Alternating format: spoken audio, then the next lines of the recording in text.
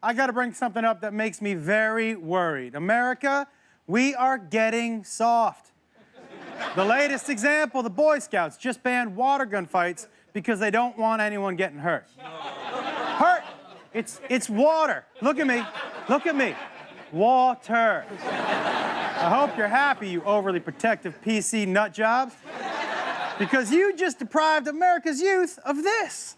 The old chocolate milk in the squirt gun.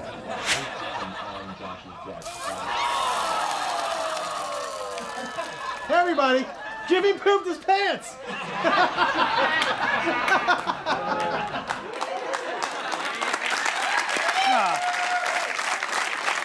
That is clearly the greatest move ever. We have finally gone too far. By the way, if you do want to find out more about this story, do not Google scouts and squirting.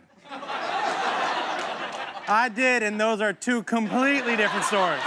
The Josh Wolf Show, Thursday through Sunday at 11:10 Central on CMT.